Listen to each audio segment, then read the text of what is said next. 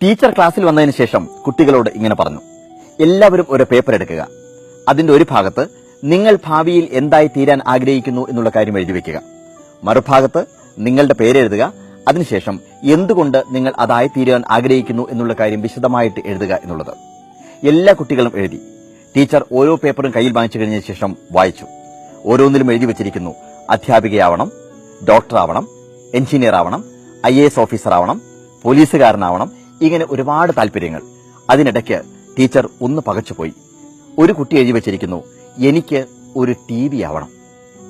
Teacher മറുഭാഗത്ത് നോക്കി കൗതുകത്തോടെ. അവിടെ എഴുതി വെച്ചിരിക്കുന്നു, ഞാൻ ഒരു TV ആയി കഴിഞ്ഞാൽ എന്റെ അച്ഛനും അമ്മയും എപ്പോഴും എന്നോടൊപ്പം ഉണ്ടാവും. ഞാൻ TV ആയി കഴിഞ്ഞാൽ എന്റെ വീട്ടിൽ ആരെങ്കിലും വിരുന്ന് വന്നു കഴിഞ്ഞാൽ പോലും എന്നെ തന്നെ നോക്കിക്കൊണ്ടിരിക്കും. ഞാൻ TV ആയി കഴിഞ്ഞാൽ ഞാൻ കരഞ്ഞാൽ എന്റെ അമ്മ കരയും, ഞാൻ ചിരിച്ചാൽ അമ്മ ചിരിക്കും. ഇങ്ങനെ അക്കമിട്ട് എഴുതി വച്ചിരിക്കുന്ന ഒരുപാട് കാരണങ്ങൾ. ടീച്ചറുടെ കണ്ണ് നിറഞ്ഞു. ടീച്ചർ ക്ലാസ്സിൽ നിന്ന് പുറത്തേക്ക് പോയി. കണ്ണുനീർ തോരാതെ വൈകുന്നേരം വീട്ടിലെത്തുന്ന സമയത്ത് ഭർത്താവ് ടെലിവിഷൻ കണ്ടുകൊണ്ടിരിക്കുകയായിരുന്നു. ഭർത്താവിനെ തോണ്ടി വിളിച്ചതിന് ശേഷം ടീച്ചർ പറഞ്ഞു, ഇത് കണ്ടോ എഴുതി വെച്ചിരിക്കുന്നത്? ഭർത്താവ് പറഞ്ഞു, ആരെങ്കിലും എന്തെങ്കിലും എഴുതട്ടെ, അതിന് നമുക്കെന്താ എന്ന് ചോദിച്ചു. ടീച്ചർ പൊട്ടിക്കരഞ്ഞുകൊണ്ട് പറഞ്ഞു, ആരെങ്കിലുമല്ല, ഇത് നമ്മുടെ മകൻ നിഖിൽ എഴുതിയതാണ് എന്നുള്ളത്. ഞാൻ ഈ കഥ നിങ്ങളോട് പറയാൻ കാരണം ഈ അടുത്ത കാലത്ത് പത്രത്തിൽ വന്ന വിവാദമായൊരു പ്രസ്താവനയാണ്. ഈ പ്രസ്താവന നടത്തിയതാകട്ടെ കേരള ഹൈക്കോടതിയുടെ ജഡ്ജ് കമൽ പാഷയാണ്. എറണാകുളം പ്രസ് ക്ലബ്ബിൽ ഉദ്ഘാടന പ്രസംഗത്തിലായിരുന്നു അദ്ദേഹം ഈ പ്രസ്താവന നടത്തിയത്. അദ്ദേഹം പറഞ്ഞത് ഇതാണ്: നമ്മുടെ ടെലിവിഷൻ സീരിയലുകൾ സെൻസർ ബോർഡ് സർട്ടിഫൈ ചെയ്തതിനു ശേഷം മാത്രമേ പുറത്തുവിടാവൂ എന്നുള്ളത്. അദ്ദേഹം പറഞ്ഞ കാരണം, ടെലിവിഷൻ സീരിയലുകളിൽ കണ്ടുകൊണ്ടിരിക്കുന്ന പല ചിത്രങ്ങളും അബോർഷൻ, ഡൈവോഴ്സ്, പെൺപക ഇതൊക്കെയാണ് കണ്ടുകൊണ്ടിരിക്കുന്നത്.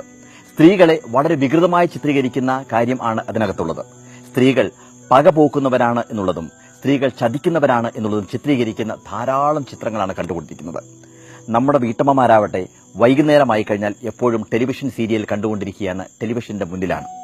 ഈ ടെലിവിഷൻ കണ്ടുകൊണ്ടിരിക്കുന്ന സമയത്ത് നമ്മുടെ കുഞ്ഞുങ്ങൾ കൂടെ ഉണ്ടാവും. ആ കുട്ടികൾ പുസ്തകം മാറ്റിവെച്ച് അമ്മയോടൊപ്പം അല്ലെങ്കിൽ അമ്മൂമ്മയോടൊപ്പം ഈ ടെലിവിഷൻ സീരിയൽ കണ്ടുകൊണ്ടിരിക്കുന്ന സമയത്ത് സംഭവിക്കുന്നത് ഇതാണ്. ഇതൊക്കെയാണ് നമ്മുടെ സമൂഹം എന്ന് നമ്മുടെ കുട്ടികൾ തെറ്റിദ്ധരിക്കുന്നു. കുഞ്ഞു മനസ്സുകളിൽ ഒരുപാട് ചോദ്യങ്ങളുണ്ടാവും, ഒരുപാട് സംശയങ്ങളുണ്ടാവും.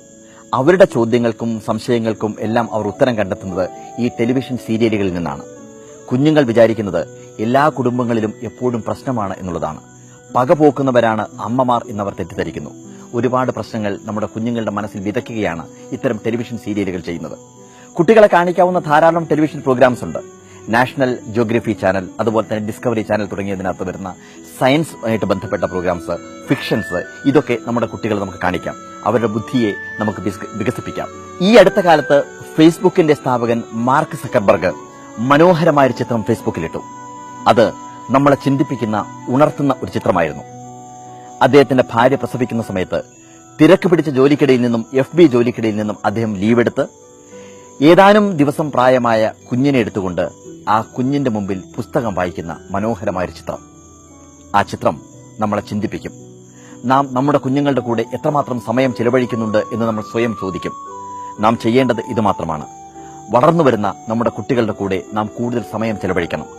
അവർക്ക് ആവേശമുണ്ടാക്കുന്ന, അവരുടെ മനസ്സിനെ ഉണർത്തുന്ന കഥകൾ പറഞ്ഞുകൊടുക്കണം.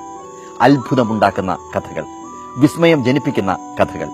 S. ഗുപ്തൻ നായർ പറഞ്ഞതുപോലെ, അത്ഭുതമാണ് എല്ലാ രസങ്ങളുടെയും ഉത്ഭവസ്ഥാനം എന്നൊരു ഭാരതീയ സിദ്ധാന്തമുണ്ട്. അത്ഭുതം കാണുമ്പോൾ നമ്മുടെ മനസ്സ് വികസിക്കുന്നു. അങ്ങനെ നമ്മുടെ കുഞ്ഞുങ്ങളുടെ മനസ്സ് വികസിക്കട്ടെ, വളരട്ടെ, ഉണരട്ടെ.